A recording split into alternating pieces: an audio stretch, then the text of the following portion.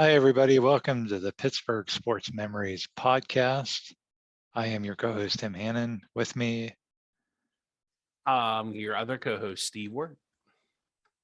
and on this episode, we're going to go way back in time to talk about a little-known story, and also talk about the first ever World Series of baseball.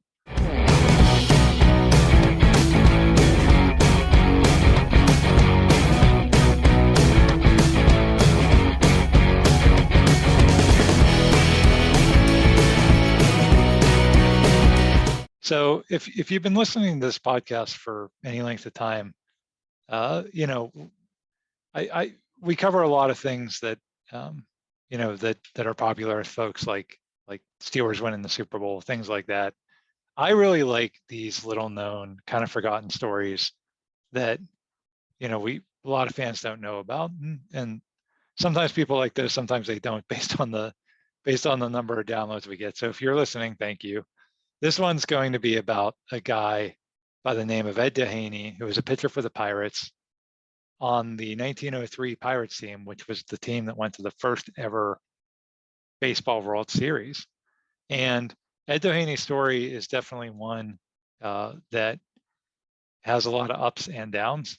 Definitely a story of triumph, and then just a story of just real total catastrophic collapse. So let's talk first about who Ed Doheny was.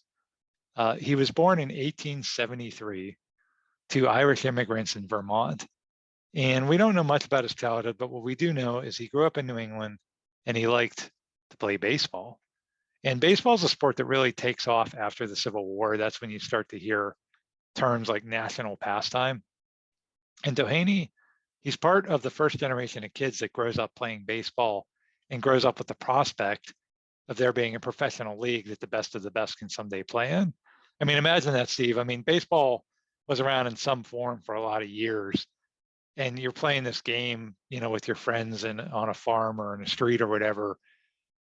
Up until this generation of kids, there's no, oh, I could play this professionally someday, right? It's just a game. Well, I mean, back then, if you were, I don't know, 21 years old, you were just lucky to not being working like 15 hours in a cannery by that point. I mean, making the 21 was probably like the equivalent of like 35 or 40 by like 19th century standards. Well, I guess 1873, 21, what that 1890 something. Yeah. 94, 95. So yeah, and you're right about the kind of like the industrial blue collar kind of work.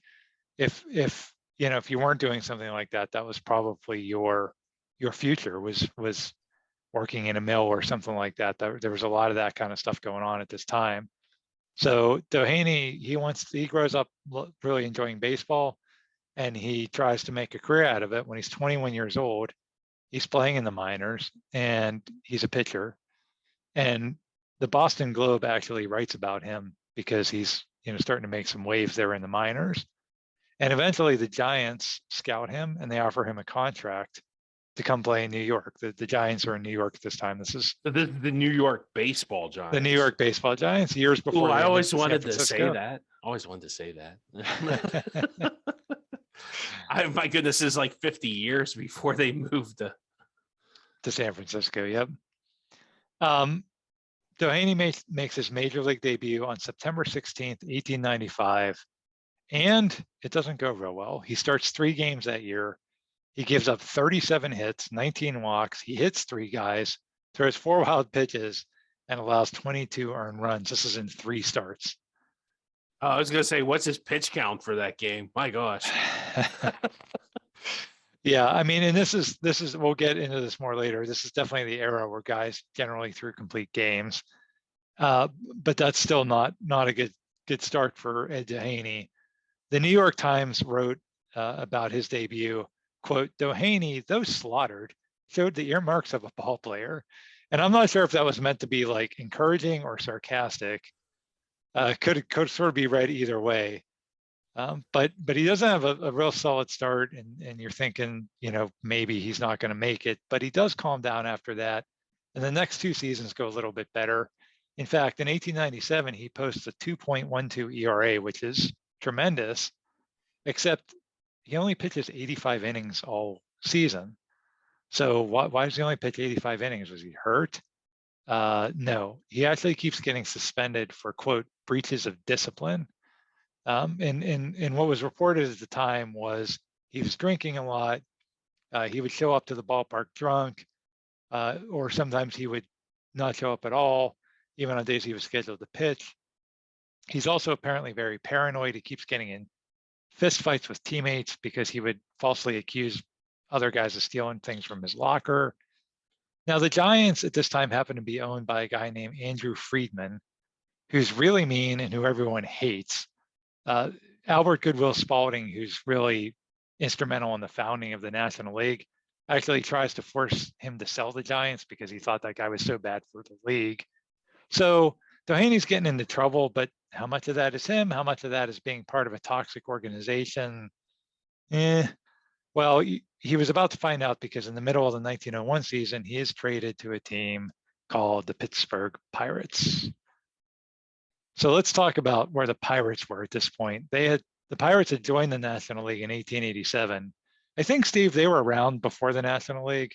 I don't know where they were playing before that, but that's kind of their official beginning, I think, is what the team celebrates, is when they joined the National League in 1887. Yeah, I only remember like in 1987 when I went to the games, it was like their 100 years. Yeah. Centennial season, I think. Yeah. Yep. They had the little pirate guy who would like laugh, be like, "Ha, we've played for 100 years, and we've sucked. We've sucked for a lot of them." Actually, that really isn't fair because they really hadn't started sucking like they have right now. But yeah, that's true. Yeah, but yeah, I mean, hey, it's the Pirates. I don't know who owned them back then, but oh well, good question. So the Pirates are owned by a guy named William Kerr. And like the Giants owner, he's not very well liked. He's very Steinbrenner-esque. He's impatient. He fires managers a lot. We talked in our Guys You Forgot Played for Pittsburgh episode about how Connie Mack got ran out of town by Kerr and then went on to manage the A's for 50 years. Well, that was a smart move by him. Right. I'm pretty sure Connie Mack's in the Baseball Hall of Fame. Oh, yes. Yeah. Also the all-time winningest manager in baseball history. But other than that, you didn't really do anything. Yeah. So yeah, under this guy, William Kerr, the Pirates, they're not a bad team. They're kind of a middle of the road team for their first 14 seasons. Sometimes they're above 500, sometimes they're below 500, but they're never really in serious contention for anything. And a big change happens in baseball after the 1899 season, because at this point, baseball is not doing well. The attendance is way down, and this is pre-television. So attendance is the only way you make money, selling tickets, right? That's how you make all your revenue. There's a lack of competitive balance in the National League. There's also a national depression. Steve, you're the history buff. You might know more about what was happening in the 1890s from a depression standpoint. Who was president? Not sure who was president. I always get confused at the turn of the century there. I think it was McKinley at this point. But I don't think yet. But wasn't there a panic, like the panic of 1893 or something like that? I think it wasn't a silver panic or something weird. Like they found the Comstock lode, which just sounds really gross when you say it. But but that was a big silver strike in Comstock, New Mexico, I do believe, and there were some problems with that. I think that caused like a run on the banks or something like that. But there always were run on the banks because there was no banking laws. Like, it's kind of crazy to think there was like no FDIC or anything like that, which, I mean, I guess, not all government's a bad thing, because like it would kind of suck to like go to your bank tomorrow and be like, nah, hey, all your money's gone, buddy. Yeah.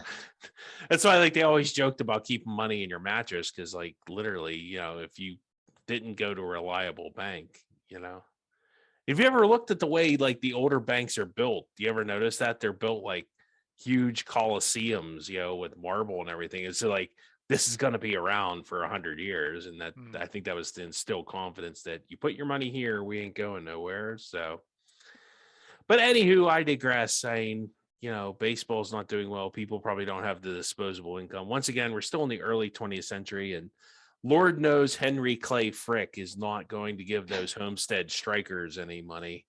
Never mind an 8-hour. I think the 8-hour workday hadn't come along until the Right. 30s. So you could work 6 or 7 days in your little dress factory, and they would lock the fire doors, and you would burn to death. So actually happened in the way that's infamous Waste Coast factory in New York City. So Yeah, that was a little later. That was in like 1911, but you're right. That yeah, was, same kind of like yeah, bad working conditions. and robber then- barons. Yeah, and you're not going to have the time or who has time or the money to go see like a 3-hour baseball game. I mean, I guess there's no TV. I'm not sure were movies. I think there that- might have been some movies, maybe. I don't know. Well, if there's like to your point, if there's a national depression, you're not going to have the disposable income, or you're going to be very selective about where you spend it. And at this time, the atmosphere at baseball games was not pretty. There was a lot of fist fights. There was foul language, people getting drunk. Imagine all that happening at a sporting event. Huh, that'd be terrible. Yeah. I mean, it almost sounds like a Dodgers game. but it's kind of seen at the time as the same as going to like a CD bar at 1 a.m. So you're not going to take your kids, you're not going to take your wife, right? It's driving away families. And there's also this guy named Ban Johnson that takes notice of all this, and he goes off and he creates a rival league called the American League, which features, among other things, a strict conduct policy for its players. So he's out there promising more of a wholesome family atmosphere and cheaper ticket prices. So the National League owners know they're in trouble, because at this point, the National League's the only game in town. They basically have a monopoly. Now there's this rival league. They're losing attendance. People aren't interested in baseball anymore. They've got to do something. They've got to make some changes. So they get together that off season, and they decide, one of the things they decide is there's too many teams. The National League had 12 teams, and they decide they're going to contract 4 of the 12 teams, leaving them with an 8-team National League. And oddly enough, all 8 of those teams that they contract to are still in the 15-team National League today. Let me see if I can name them. All right. So I only got to name 8, right? Yes. Okay. So obviously the Giants. Yes. Okay. Obviously the Pirates. Yes. Would it be the Red Stockings? Would they be otherwise known as the Reds? Yes. Be the Reds. Oh, now it gets tricky. I don't know. Man, Reds. Who else? I don't. In National League too, right? Yep. Were the Dodgers around yet? Dodgers were around. Okay, so I got Dodgers. No team in. Was there anybody in Boston with the Boston Braves? Maybe. Yep. Braves were there. How many am I up to? 5. 6? You got 3 more that you're going to kick yourself if you don't get them. Are they Senators? No. Washington? No, Washington was an American League. Yeah, that's what I thought. 3 more teams. East Coast. They got to be on the East Coast, right? Can't be clean. St. Louis. No, St. Louis was not around, Yes, right? St. Louis. The Cardinals, not the Browns. Didn't they have a Browns team or something? American League. Browns were an American League team. Okay, so the Cardinals. So I need 2 more. I'm gonna kick myself for not knowing these last 2, ain't I? And time's up. Okay, Okay. It's the Cubs Oh, come on, so obvious. Oh and no. and the Phillies. And the Phillies. Yeah, Yeah. the Phillies have been around forever. So those But they those were are 8 never. teams. The Phillies were never managed by Connie Mack, right? No, it was the A's. Yeah, you're mixing up your Yeah. National League and American League teams. Yeah. And we'll actually talk about that later, because one of the things Ban Johnson does on purpose is put teams in the same cities as National League teams. So we'll kind of get into that. Anyway, so yeah. Well, 6 out of 8. That's not bad. And I really should have got the Cubs. The Cubs and the Phillies. Come on, man. Yeah, you should have. So why is this significant for the Pirates? Well, for one, they're one of the teams that survives, right? They're still around after we go from 12 teams to 8 teams. But one of the teams that the league contracts is this team called the Louisville Colonels. And the Colonels are owned by a guy named Barney Dreyfuss. They also have a pretty stacked roster.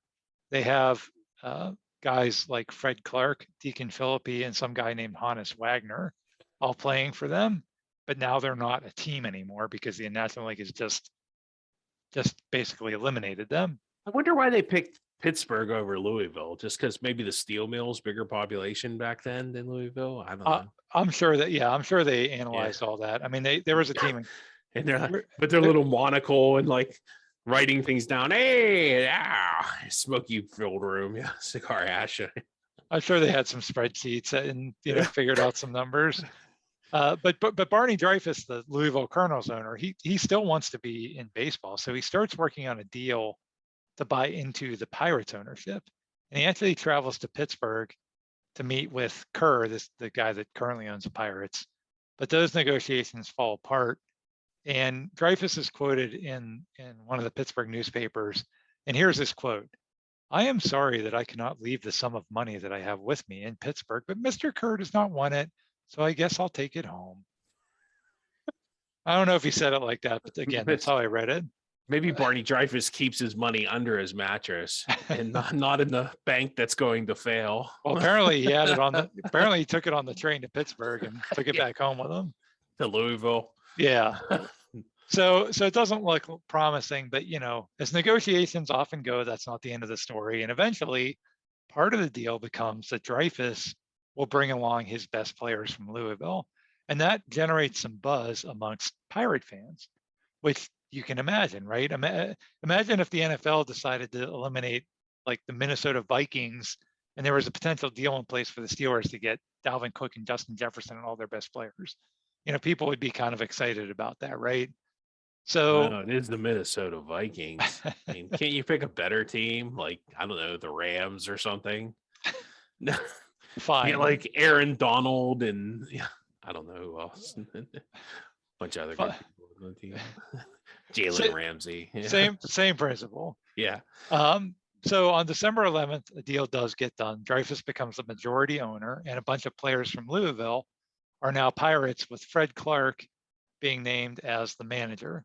So Fred Clark had been managing and playing for the Colonels. Now he'll be doing the same thing in Pittsburgh. And this is just a huge blockbuster deal because it turns the Pirates from basically a mediocre team into an instant contender. And by the time that Ed Doheny is traded to the Pirates in 1901, they are in fact a first place team. So that's just interesting. The Pirates, basically make a deal with this team that's being eliminated to share ownership. And if they did something like that today, I'm sure there would be some kind of like, I don't know, whatever the opposite of an expansion draft is, or Berthel draft. You'd have to, like, if the Penguins would have went under like a couple years back when all they had were like Yager and Straka, it's like you would have had the same scenario. Yeah, it wouldn't have just been a free for all, right? They would have come up with something. It would have been like the Flyers been like, okay, we're just taking Yager and Straka and a couple other guys. Yeah. Right. Yeah. Right. But back then, it was a free for all, and because Dreyfuss is buying into the Pittsburgh team, he's bringing his players along with him. So very interesting deal there that actually turns the Pirates again into an instant contender. So that trade in 1901 is made mid-season. It's not an off-season trade. It's actually a middle of the season trade for Ed Doheny because the Pirates needed a left-handed pitcher. And one of the reasons they needed a left-handed pitcher is because they are about to dump Hall of Famer Rube Waddell. He's the guy we talked about in our Big Personalities episode, Steve, the guy that chased after the fire trucks and only showed up for games when he felt like it. This was around the time that they were just kind of like done with that guy. So they go out and trade for Ed Doheny. Now, to be fair, Doheny has a checkered reputation coming in, right? We talked about in New York, he had gotten himself suspended. He had gotten into fights with teammates. But the Pirates decide to take a gamble on him anyway, and it really pays off. Doheny is 2-5 as a starter for the Giants that year. After the trade to Pittsburgh, he goes 6-2 for the Pirates, and the Pirates win the pennant. And the Pirates win the pennant. The Pirates win the pennant. Oh, and there was no World Series at this point, so the team that finished with the best record in the league won the championship. and that's it. They win the pennant and they're the champions. It's the first championship of any kind. How So very college football of them to not really. Well, I guess they actually decided it on the field. So yeah, they actually had standings and like they didn't have people vote on it. So at the end of the year, yeah. I mean, yeah, it was just basically whoever finished in first place won. And you know, that there was only 8 teams, so they didn't have a playoff or a tournament or anything. And Pittsburgh's the champion. And again, it's the first championship for a Pittsburgh pro sports team of any kind. In 1903. Wow. This is 1901. Oh, 1901. Yeah. Oh, wow. We haven't even Yep. gotten to 1903. That's the first World Series. Oh, wow. Yep. So 1901, the Pirates win the pennant. They come back the next season and put together arguably one of the most dominant runs in baseball history. 1902, they go 103-36. They only lose 36 games all year. They win 80% of their home games, which is still a franchise record, which I'm sure will never be broken. They lead the league in every significant batting category. They scored 775 runs, which is 142 more than any other team that year. So offensively, they're a juggernaut. Their pitching is also dominant. At one point, they post 6 consecutive shutouts, and they allow the fewest home runs in the history of Major League Baseball. Steve, guess what that number is? How many home runs did the 1902 Pirates allow? Well, I already looked at the number. I'm sorry. But it was the dead ball era, Tim. So it is, but 4 home Yeah. runs. They allow 4 home runs all season. So hey, you didn't come into Exposition Park and walk out with a win. That's for sure. no, you didn't. So they win the pennant for a second consecutive year, and they win it by 28 games over the second place Dodgers. It was over in like August. It was like the Pirates magic number was being posted at the 4th of July. Literally. I mean, and this is an 8-team league too. I mean, right today you would only have to beat out 4 other teams to win your division. I mean, back then you had to beat out 7 other teams, and they still won the league by 28 games. So the 1902 Pirates are even better than 1901 Pirates. Doheny, he's flourishing. He goes 16-4 that year. So he's really turned his career around. He's on this budding dynasty of a Pirates team, and they win back-to-back National League pennants. Fun fact before we leave that 1902 season, Honus Wagner pitches 5 innings that year and allows 0 earned runs. Fun. It's like apparently, like, hey, we're up. We got like a 28 game lead. Let's pitch like our really good shortstop. Yeah, I don't know the context behind that, but I just saw the stat. Just remember, you could dirty up the ball, scuff it, throw spitballs. Hey, it's all legal, man. Yeah, it's a very different game at that point for Garrett sure. Cole would have had himself a good old time. So let's talk now about what happens that offseason, the offseason between the 02 and 03 seasons. And we talked about Ban Johnson starting the rival American League. And by this point, by 1903, that league had really taken off. And Steve, you were kind of guessing some of those cities. Johnson had put teams in some of the cities that had been contracted, like Washington and Cleveland, but he also put teams in cities that had National League clubs like Chicago and Philadelphia and Boston.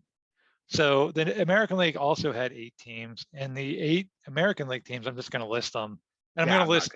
Try and guess. I'm going to list who they are today, instead of trying to go through all the kind of the genealogy. The Yankees, the Red Sox, the White Sox, the Guardians, I guess they're called now. The Tigers, the A's, the St. Louis Browns, who you mentioned, who became the Baltimore Orioles, and then the Washington Senators, who you mentioned, who became the Minnesota Twins. So those are your 8 original American League teams that are still around today. We're the Cleveland Indians of which you speak. Yeah. So the Texas Rangers aren't the Washington Senators. Why did they? So okay, they moved to Minnesota. Okay. So they kind of are, because when the Washington Senators became the Minnesota Twins, they gave the Washington a new Washington Senators team, and that team left too. That team became the Texas Rangers. Yeah. Okay. I don't know why I know that, but unfortunately I do. So Washington's lost 2 baseball teams named the Senators. Correct. Nice. So the American League's kind of booming, and they're also raiding players from the National League. Like the two leagues are basically like at war with each other. So the National League owners are like, hey, this isn't going to end well for us or probably for them if we just keep fighting each other. So in 1903, they form an agreement with the American League. So now there will be two major leagues, separate but equal, kind of how it functions today. And the two leagues agreed, they would honor each other's contracts. They also created this National Baseball Commission, which was basically a panel of guys that would govern the sport. So they would kind of exist, again, two separate leagues, but under the same set of governance. Again, not hugely different than how baseball works today. There was no movement clause between the leagues too. Like you couldn't move between the teams. That was I forget what do you remember? I know that's in Ken Burns' baseball documentary. I forget the name of that. There's a specific name for that, but that was a big thing too. So yeah, I know what you're talking about, and I'm blanking on the name of it too. But you're right. Basically, what you're referring to is that the owners basically owned the players for life. Yeah. Right, for life. If you wanted to play professional baseball, like Honus Wagner would always have to play for the Pittsburgh Pirates. Ty Cobb would always have to play for the Detroit Tigers until perpetuity, unless they traded him. The only way you would leave a team is if you got traded. Yes, that's exactly right. Yeah. So that's that. Now we have two separate leagues, and they're going to live at peace with each other. One notable thing that's absent from this agreement that's made in the offseason of 1903, there is no, hey, let's play each other at the end of the season in a championship tournament kind of agreement. No one actually had thought of that, at least not yet. So when the 1903 season begins, they're just two separate leagues under the same set of governance. So the 1903 season for the Pirates kind of starts at a disadvantage. Their winningest pitcher in 1902 was a Hall of Famer named Jack Chesbro, who had won 28 games for them. He goes and signs with the Yankees. Hey, that sounds familiar. So the Pirates lose this 28-game winner. Fortunately, they still have Deacon Phillippe, who by this point is arguably the best pitcher in the National League. But, losing a guy that won 28 games is going to hurt a little bit. They do start the season slow. They're in third place by June, but then they get really red hot. They reel off a 15-game winning streak. Hey, is Deacon Phillippe going to win the Cy Young Award? Since I'm not sure Cy Young was even born yet, or he might have been. I don't know. Well, we'll talk about Cy Young later. Yeah. He was definitely born. That's yeah. A big part of the success of that, that winning streak in that season is Ed Doheny. He's having another really good season. He's 12-6 by the middle of the season, and he's really filling that void left by Chesbro, the guy that won 28 games. So the Pirates lose this really good pitcher, but they're rolling again, and Ed Doheny is a big part of that. So again, looks like, man, what a great trade. This is really working out. Thank goodness we have this guy. But then some cracks start to form in the armor, just kind of like what happened in New York. So Doheny starts getting into arguments with teammates. Once again, just similar to New York, he's accusing them of stealing stuff from his locker. I don't know if stuff was like missing or if he thought he had something. Stop taking stuff from his locker. But he's getting into fights saying that guys are stealing stuff from his locker. He has some kind of goofy moments in games too. They're playing the Giants, and he pops up to the catcher, and the catcher's about to make the catch, and Doheny throws his bat at the guy to try to stop him from making the catch. Not sure that's legal. Not legal. He also that earns him a 3-game suspension from the league for doing that. Which only 3 games. Nice. Yeah. Lucky he didn't get more because you could obviously hurt somebody pretty good with throwing your bat at them. Spitball, yes. Bat throwing a catcher, no. Right, right. I don't think, did catchers wear like any equipment by that point? Oh, that's a good question. Yeah. Yeah, maybe. I'm sure whatever they were wearing was not very protective like it is today.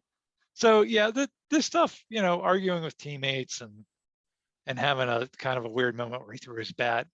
It's not good stuff, but is this at this point, is this like Juju dancing on the logo kind of nonsense where you just kind of shake your head? Or is this like full on Antonio Brown cancer on the team? Right. And at this point, it's kind of hard to say.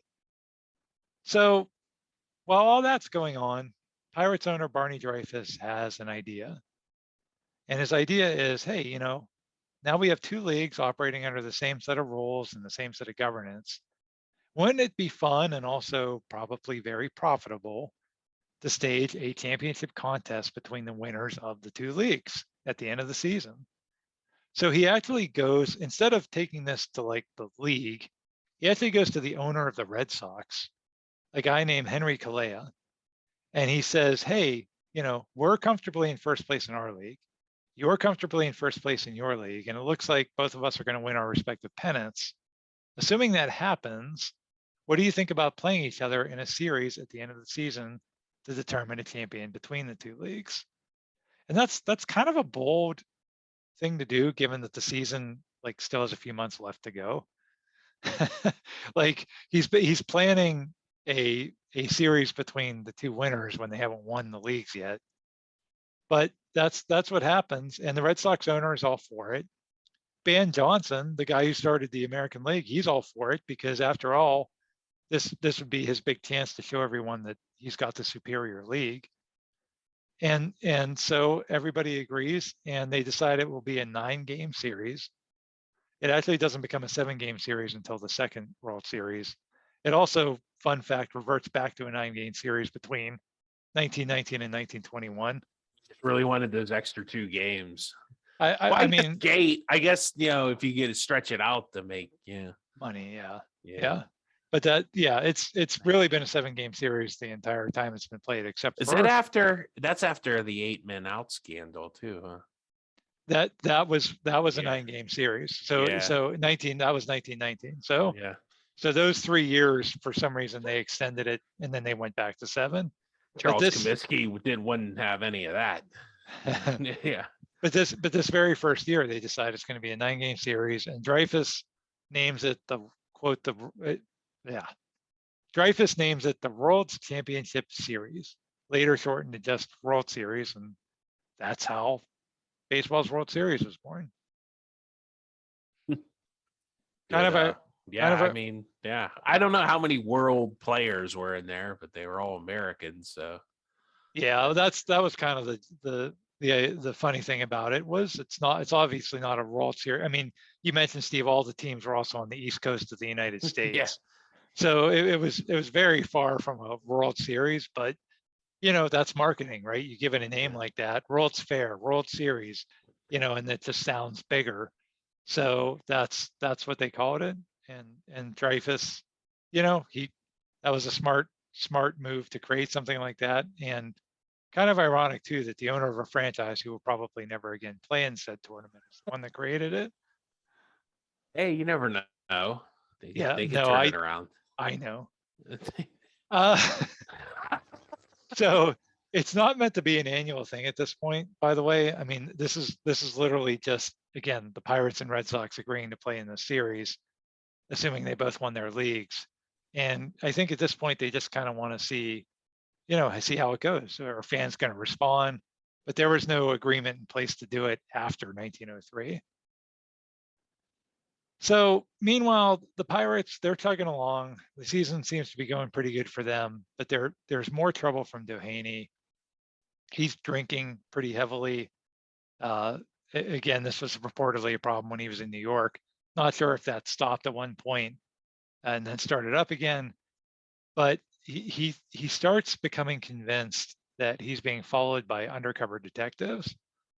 And that becomes an increasingly bigger problem. And on July 28th, it all comes to a head. Doheny goes to manager Fred Clark, and he tells him literally he can't handle the constant surveillance by these detectives. And so he's going to give them the slip by boarding a train for his home in New England. And I don't, Steve, how do you respond to that if you're Fred Clark? Like, like, Well, they call it therapeutic communication in some of the medical circles. You'd say, well, I'm not sure. I mean, yeah, I tell me don't more think about that. yeah, I'm not sure. I don't see anybody following you, but if you're seeing them and you feel that way, maybe we can help you. I, But in 1903, they did not have psychotropic medicine. They had cocaine, maybe. I don't know. That probably wouldn't help his paranoia yeah, I much. was going to say that's not going to help. Yeah, have some Coca-Cola fresh from the pharmacy across the street. That'll help your paranoia. So that's what happens. He gets on a train and he goes back to New England, and that news breaks, and the Pittsburgh sports media is just merciless.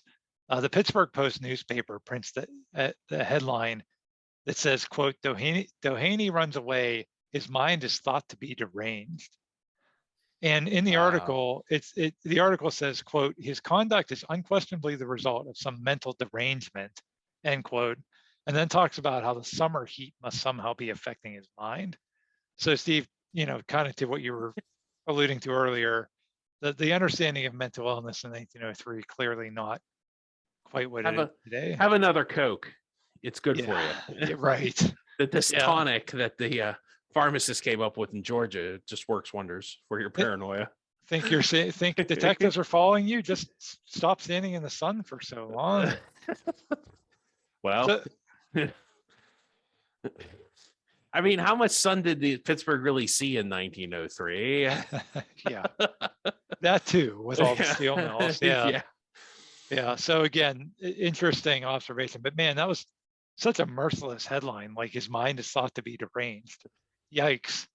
Like could you imagine somebody printing that today? Like again, like I hate to compare to like Antonio Brown, but just trying to think of somebody who's done some Antonio Brown throws his helmet at Ben Roethlisberger. His mind is thought to be right. deranged. Like, Antonio what? Brown rips off shirt and walks off field. His mind is thought to be deranged. I mean, it's he just man, it's a brutal headline. Um, so we talked about how did Fred Clark respond. I mean, to his credit, he lets him go back to New England, and he actually comes up publicly and says, "Doheny's welcome back to the team." Like that. That's an interesting response because you go a bunch of different ways with that, right? Especially in 1903. But that's what Clark says. He's like, "Hey, if he just needs some time to get his head together, that's fine, and he's welcome back at any time." And that's actually what ends up happening. Doheny spends some time in his home to just kind of get his head straight. And he does decide to rejoin the team in August. And the Pirates are okay with that. And he actually comes back and does pretty good. He actually, well, better than good. He pitches lights out. So for a while, it seems like, hey, crisis averted. Not sure what was going on there with Ed, but everything seems okay now. And he's back on the mound and on a roll. Team's on a roll. The Pirates continue to barrel towards that third straight pennant and towards that first ever World Series tournament. But then in September, as the season's starting to wind down here to the end, Doheny starts acting strangely again. He doesn't pitch in any games for the first 2 weeks of that month. And everybody's kind of like, where's Doheny? Like thought he was back with the team and pitching. Well, he was with the team, but reportedly he was terrified to leave the clubhouse because if he took the field, these detectives that were apparently still following him would murder him. So Yeah, that's what he this believed. guy's had like some sort of psychotic break. I mean, I'm Yeah, not a psychiatrist and I don't play one on TV or podcast, but yeah, he's having a lot of delusional behavior.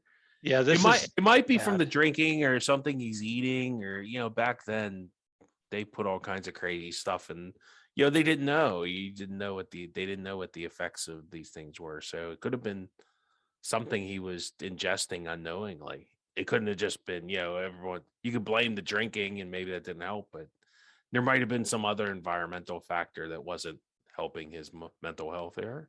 Yeah, absolutely. And And that's just a total guess on my part. no, Rich. that's I don't a know if great observation. It absolutely could have been something environmental, especially back then, because you didn't have, you talked about like government regulation. You didn't have the safety of things you were ingesting. I don't think the FDA Food and Drug Act came into effect until years later, till 10 or 12. Like you still had all this patent medicine and stuff, which when they made them start listing, like you didn't know, you just pick up like, Dr. Steve's, elixir of life, and it's like, it just like has a bunch of morphine in it or Right. cocaine or something, something weird in it. It's like, oh yeah. Yeah. No wonder it makes you a little paranoid and hyper and you can't sleep at night. And like, Yep. Yep. yeah. So, yeah, things are just starting to deteriorate again for Doheny. Later in the month, there's an incident where he attacked some of his teammates. We don't know the details of what precipitated that. What we do know is that he goes home again, only this time it's not him leaving voluntarily. It's the Pirates sending him back to his home in New England. They have his brother, who's a clergyman, and his wife escort him back to his home in Massachusetts. He's placed under the care of a physician. And at this point, I'm not sure what the Pirates are thinking, right? Are they just done with him, or probably more likely, are they hoping that maybe he can still come back for the World Series? After all, his home is in Massachusetts, is in the same place where they're going to be playing the Red Sox. So, last time he went home, he kind of got his head straight for a while and was able to come back. Would he be able to do that again? Who knows what they're thinking at this point. So the regular season ends with Pittsburgh and Boston as the respective pennant winners. And the World Championship Series is scheduled to begin on October 1st, 1903 at the Huntington Avenue grounds in Boston between the Pirates and the Red Sox. And by the way, just for historical accuracy, it's not until 1908 that the team in Boston officially adopts the name Red Sox. In 1903, they don't really have an official nickname. Sometimes you'll see them called the Pilgrims, but they were often referred to as the Boston Americans, simply because they were Boston's American League team. The Braves were the National League team in Boston at the time. So they were just the Boston American League team, the Boston Americans. But we're going to refer to them as the Red Sox in this episode because it's the same franchise. So just throwing that out there. Always be the Boston Americans to me, Tim. I guess the Braves were the team Babe Ruth played for at the end of his career. Correct. There, huh? Yep. Yeah, he played for both Boston teams. Oh wow, yeah, that is weird. He played for. He bookended his career with both Boston teams. Yep. So the World Series, October 1st is the start date. The Pirates, they're in trouble before the series even starts. Honus Wagner, who's their best hitter, he's playing hurt. But the real trouble is with the pitching. So in 1903, we talked about the 28 game winner left. So the Pirates have a 3-man rotation that year. They literally have 3 guys who start the vast majority of the games that year. Those 3 guys are Deacon Phillippe, Sam Lever, and Ed Doheny. That's not uncommon back then. 3-man rotations were pretty much the norm. Correct. Yeah. So that's a strong 3-man rotation that has led them to another first place finish. But as we know, Doheny's not there. And Lever's hurt also. He had a bad arm, which is probably not good if you're a pitcher. He may have injured it pitching, but allegedly he went trap shooting and injured it there right before the series started. So that was a kind of a big controversy. I'm sure the talk show lines lit up for that one. Twitter went nuts. Yeah. All the letters to the editor. Yeah, what's Sam Lever doing trap shooting right before the biggest? Indubitably, it would have hurt our what would you say, our chances in the great championship which is to come. Trying to speak like early 20th century there, late 19th century. Well, and yeah, I mean, but that I can imagine. I mean, think about like Ben Roethlisberger on the motorcycle and stuff like that. Just right before the biggest time of the season, he apparently goes out and gets himself hurt doing something that's not baseball related. So that's, again, you basically have one healthy pitcher out of those 3 heading into the World Series. Doheny's still at home getting medical care when the series starts. and he's reportedly not doing well. The Pirates send him his uniform as a gift, and the Pirates apparently mean that to be like a nice gesture, like, hey, you're still part of the team. Here's your uniform. He interprets it as meaning that the Pirates are done with them and here's your stuff, kind of like a cardboard box when someone's laid off from their job, kind of thing. So it's starting to feel like this hope that the Pirates may have had that, well, maybe he'll be back for the World Series or the middle of the World Series. That's starting to look less and less likely. Game 1 of the World Series pits Deacon Phillippe of the Pirates against Boston's best pitcher, a guy you may have heard of named Cy Young. Yes, he is. Wow. Cy Young is around and pitching. He's not only around, he's 36 years old at this point. So Wow. he had been around for a while. Wow. Yeah. I didn't realize Cy Young was that old. Wow. Yeah. Yep. Yeah. And so he's definitely kind of on the back half of his career, but he's still very dominant. He led the American League and wins that year. Well, maybe he'll win his own award. No. Maybe someday. It's like I award myself the Cy Young Award. I Cy Young give myself the Cy Young Award. And if you don't know much about Cy Young, the reason that award for the best pitcher is named after him is because Cy Young won, I believe it was 511 games in his career. Would you ever see how many games he lost? A lot. It's like over 300. It's insane. Like that's a record to never be broken. Right. Like, right. yeah. Yeah, that's one of those records that's literally not possible to break. Yeah. So Cy Young, that's why we still know him today, because again, there's a reason that award's named after him. He's a dominant pitcher. But in Game 1 of the 1903 World Series, the Pirates jump all over him. They score 4 runs in the first inning, and they cruise to a pretty easy 7-3 victory. The Pirates start Lever in Game 2. As we said, he had that bad arm, and he gets shelled. The first at bat for the Red Sox is a home run. It's actually an inside the park home run, which, fun fact, that's a feat that won't be repeated until the year 2015. Somebody leading off a World Series game with an inside the park home run. That's Kansas City Royals did it in 2015. But Lever doesn't even make it out of the first inning. He just gets destroyed. So now the series is tied 1-1. Game 3 happens on October 3rd, which, if you're keeping track, is 2 days after Game 1. So they're just playing a game every day. And the Pirates have to start Phillippe again because they don't have a choice. They don't trust any of their other pitchers enough. And this should have been Dohany's start, but he's not there. Amazingly, Phillippe shuts down Boston again, and now the series goes back to Exposition Park in Pittsburgh. And in those days, it obviously took a little longer to travel. Plus, there was some rain in Pittsburgh. And Steve, you talked in a previous episode about how Exposition Park was right on the bank of the Allegheny River, and it often flooded. I think you had that story of what Art Rooney almost drowned in the outfield. Yeah. Well, there's no flood control either on the rivers. Yeah. And this is what, September?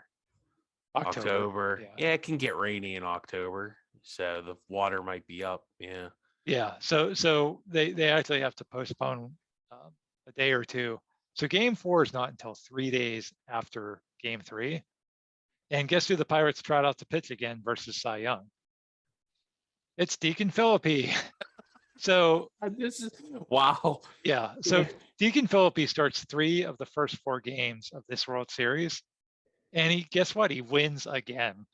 So Dude, just that rain is the best thing that ever happened to the Pirates right there. Well, yeah, exactly. And just to recap, Deacon Phillippe has thrown 3 complete game victories as of Game 4.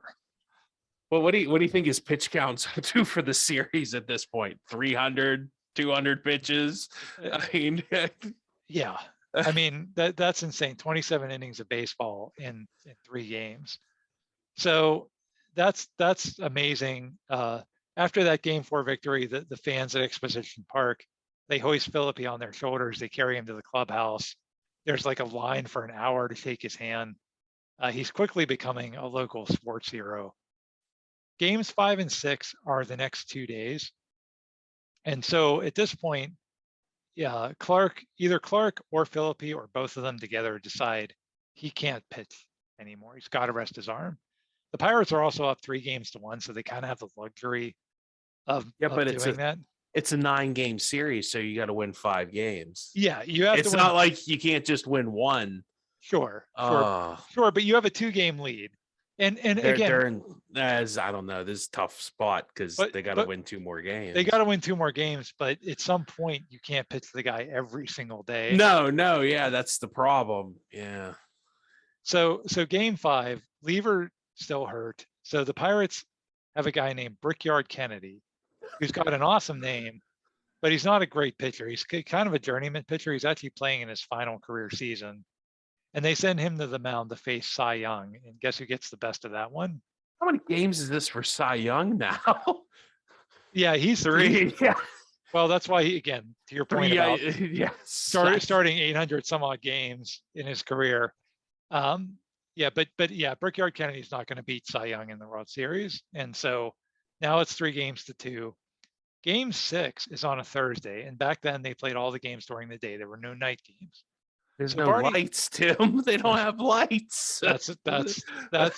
I mean, you there's can- electricity. I mean, there they is do have electricity. Yeah. Although they might, I don't know if they electrified the street lights yet. Yeah, they probably did by 19. What year is this? 1903. Maybe not. I Well, don't know. It's maybe New York, maybe, but I don't know about Pittsburgh. They're definitely not. Yeah. They definitely don't have bright enough lights. Lights play too. at night. Yeah. Yeah. They don't even have, I don't even think when was the Model T? Not till later. So they don't even have a car. People are literally walking to the field or parking their horse outside or So yeah. So all the games are on the daytime. Game 6 is on a Thursday. So Barney Dreyfuss goes to the Red Sox manager. He's like, hey, people have to work on weekdays. How about we postpone game 6 until Saturday, and then more people can come and we'll all make more money. That sounds like a good idea. Well, the Red Sox manager's having none of that because he's like, this isn't about making more money. This is about you trying to build in an extra 2 days so you can start Deacon Phillippe again, which, I mean, to his credit, he's probably right. That was probably the whole reason that Dreyfuss proposed that was so he could get 2 more days rest to try to start Phillippe. And the Red Sox manager actually quoted in the newspaper. He says, quote, money alone does not actuate us. We concede nothing. I love the 19th century talk. I feel like I need a monocle. You should have a monocle, Tim, when you read this and top hat. Money does not actuate us. We concede nothing, sir. Good day. I challenge you to a duel. I will play you on Friday. So yeah, so I mean, that little ploy does not work. So now Sam Lever's got to start game 6, and he's literally grimacing every time he throws a pitch, and the Pirates lose again. So now the series is tied 3-3. There's one more game left in Pittsburgh. It's game 7, which, as you said, Steve, it's not it's a 9-game series, so that's not a deciding game 7. And the Pirates now have to put Phillippe back on the mound. And it's a rematch of game 1. It's Deacon Phillippe versus Cy Young. This time, though, Phillippe's just too spent from pitching, and the Red Sox win 7-3. So now the series heads back to Boston. They're up 4-3. All they have to do is win one of those final 2 games to win the title. So the Pirates up 3-1, now down 4-3. Back in Massachusetts, Ed Doheny, he's following the series. And when he hears the result of game 7, that the Pirates lost, and now they're down to their final elimination game, something snaps. We mentioned he had a physician there. He throws the doctor out of the house head first through the front door and tells him to never come back. And the doctor's pretty rattled, obviously, by that. So he goes to the police, and the police, the 1903 Boston police, in all their wisdom, determine, well, the man didn't want a doctor. That's not a crime. Yeah. Which is definitely AMA at this point, huh? Yeah. Against medical advice. Yeah. I'm assuming there's no 302, but maybe, I don't know. Which is an involuntary commitment against your will for everybody that doesn't know that. Well, even if there was, the police at that time just determined, well, Hey, sorry, he fired you, big deal. Like you can't commit somebody or arrest somebody for that. It's a gross miscalculation because the next day a nurse comes to the house for Doheny. Now I say nurse because that's what all the local newspapers called this guy at the time. Some later accounts say he was actually a well-known faith healer. So again, not quite sure what this guy's role was, if he was some kind of like alternative medicine guy, if he was truly a nurse. Regardless of what his actual role was, Doheny turns on him too. He has a cast iron stove like hidden under his bed, and when the guy isn't looking, he attacks him with this cast iron stove leg and seriously injures him. And Doheny's wife freaks out. He runs in with their toddler-age son in her arms, screaming for him to stop. The police come and there's a huge standoff. Doheny has a weapon. He's threatening to kill anyone who tries to come into the house. And ultimately, two police officers figure out a way to distract him enough for the police to overpower him and handcuff him. He's charged with aggravated assault and he's committed to the Danvers State Asylum.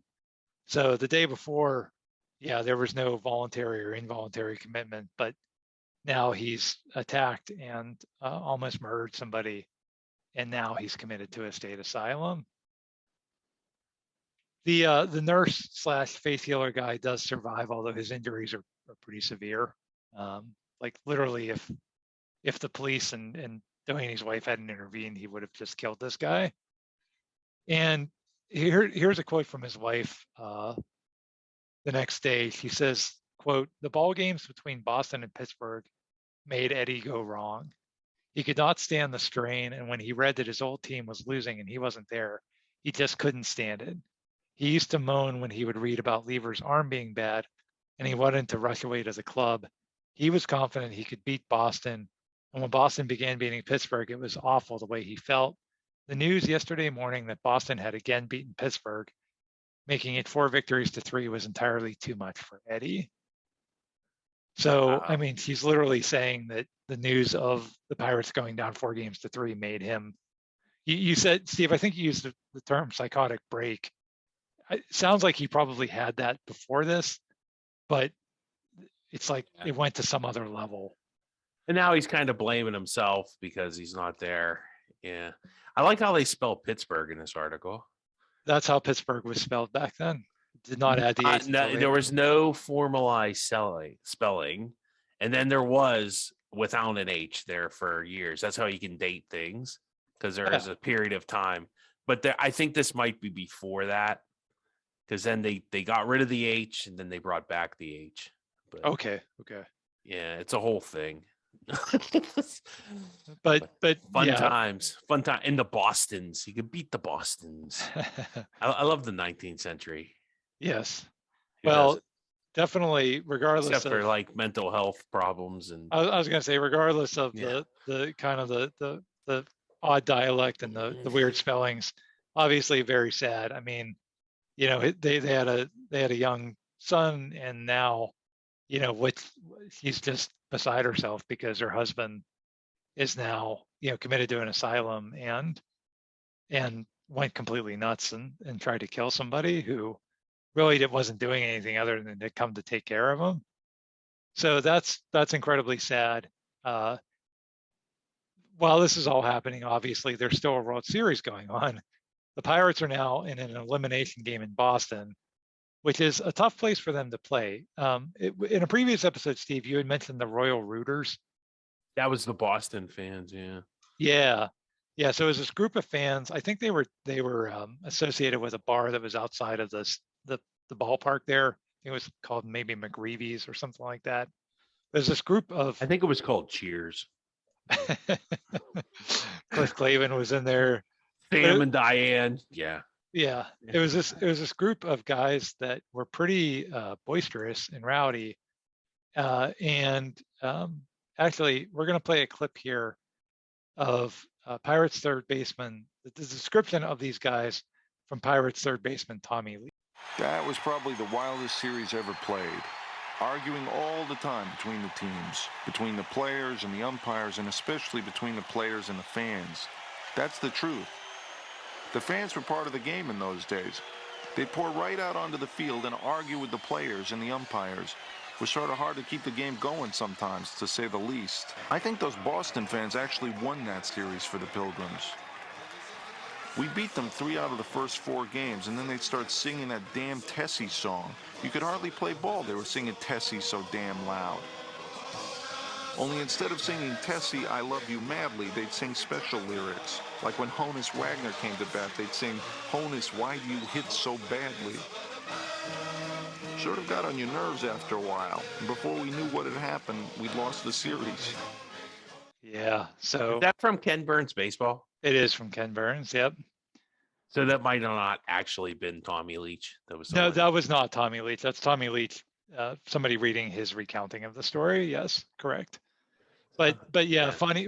That's kind of like the 1903 equivalent of like Johnny Cueto dropping the ball, right? Yeah, yeah. Like it literally got to them. And these guys, this Royal Rooters, they actually traveled to Pittsburgh too. So they were it was like a big thing. Yeah. they were actually there for Yeah. the Pittsburgh games as well. Fun fact about the Royal Rooters, JFK's grandfather is one of their members. Oh, wow. So Kennedy, wow, that wouldn't even been John That Kennedy. would have been Joe's No. father. Yeah, I was about to say that wasn't Joe Kennedy. Wow. He was a member of the Royal Rooters. And this is they must have this is before they made their fortune too, right? Yeah, because Prohibition was not till 19 after the war. Yeah. Well, there you go. They were just some Royal Rooters back then. No presidential aspirations for them yet. Yep. So the game 8 starter for the Pirates. Any guesses on who that is, Steve? Well, looking at your note, I get the feeling I think it came down to a choice of like 3 people: Deacon Philippi, or Deacon Philippi. Yes, and they went And with then maybe Deacon Deacon Philippi. Philippi out of the bullpen. Yeah. Right. So yeah, Deacon Philippi is your game 8 starter. He's exhausted. He does pitch okay. He only gives up 3 runs, which isn't terrible, but he gets 0 run support, and the Pirates lose 3-0, and that's it. That's the series. The Red Sox win the World Series, and the Pirates just ran out of pitchers. I mean, they just ran out of guys. They're also not very good in some other areas. They did make 13 errors in the final 4 games, and they only bat .237 for the series.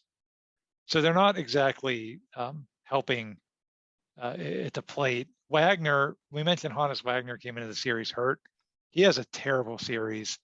He says that he was, quote, a joke in that series, and he failed anytime he needed a clutch hit, he failed. So he's really down on himself. It's a real low point in his career. And that's it. The Pirates lose that World Series. So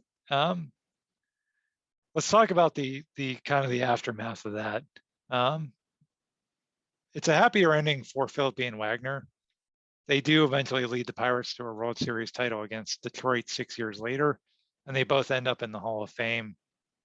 Barney Dreyfuss, he really endears himself to the players when he gives his share of the gate receipts of that World Series back to the players.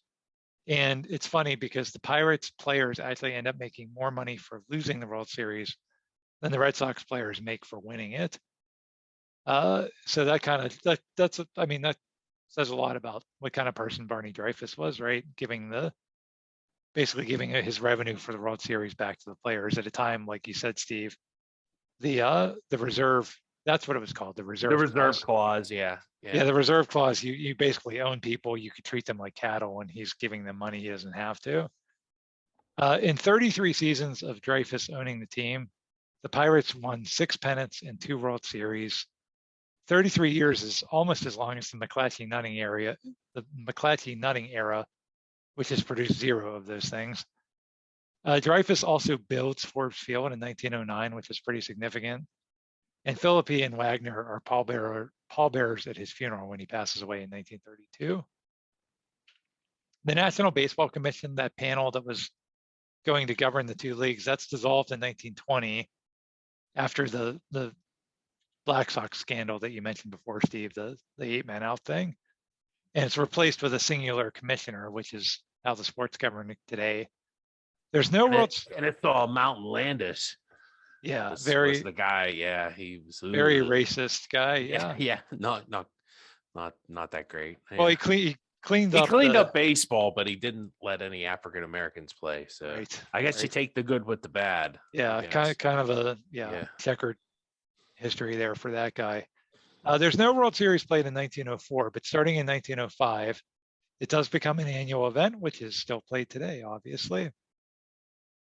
As for Ed Doheny, he languages in the mental hospital, and those places back then, I really can't imagine. I'm sure the conditions were not good.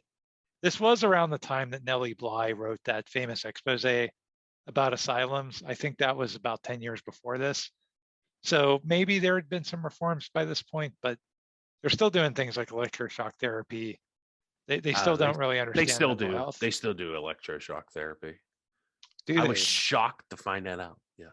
It's much more refined, like because you figure electronics have come along, but it's much more refined now. Now they have like they didn't have any of the what do you call it? Psychiatric meds that they have now. Okay. So yeah, there was really nothing they could do for these people besides lock them up for their own good.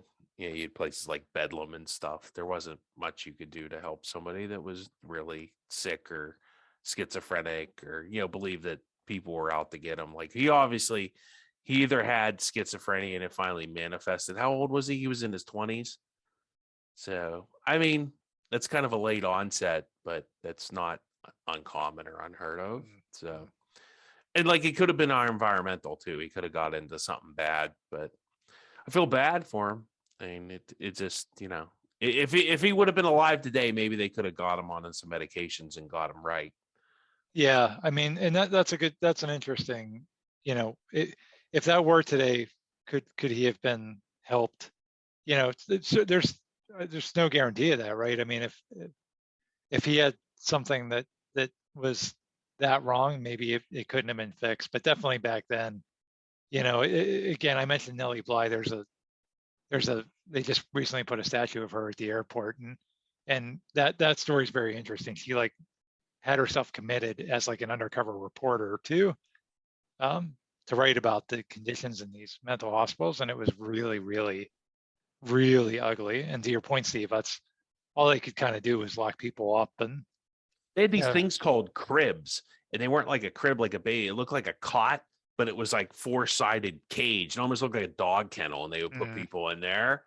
And because like, to keep them from like, when somebody's in that kind of state, like a manic state like that, they're going to lash out like he did that one guy with a poker or they'll harm themselves. They'll start like clawing at their eyes or banging their head off the wall or, there's a reason they put people in padded rooms. It wasn't just because they thought it was fun or straitjackets, is because they had no medications. Now they would give them medications that would control those behaviors, but back then they just didn't have the advances in modern medicine.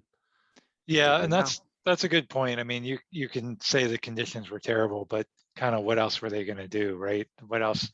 It's always easy. And just think like 100 years from now, people look back at like the medications we're giving them now and be like, oh my goodness, I can't believe they gave them that for that, because it's going to advance that much further. So yeah, you always got to have a little bit of perspective when you look into things like this. Not that there didn't need to be improvements and all that, there definitely were somebody, definitely was probably mistreating people and such, but I don't know.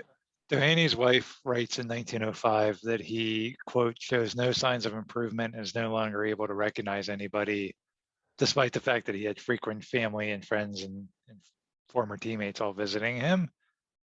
Doheny dies in 1916 at the age of 43, apparently totally unaware that he'd ever been a major league ball player for a championship contender. That's it's really sad. Like, that's unbelievable that somebody could deteriorate to that condition. But yeah, we talked about our last episode when we were talking about the 2004 draft. We were talking about a lot of what ifs, and there's so many what ifs here because the Pirates, again, they had a 3-1 lead without 2 of their 3 pitchers. If Doheny is able to pitch in that series, they probably win. I mean, they probably beat Boston, and then they're just an outright dynasty. I mean, that would be 3 consecutive pennants and also the first ever World Series title. So basically they're the best team in the National League. They've beaten the best team in the American League.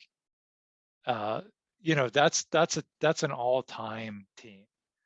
And as it stands, because they lose that series, it's really not.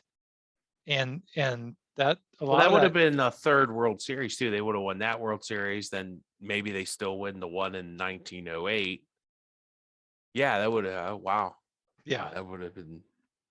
yeah. Again, just a lot of what ifs, and again, a lot of this does center around.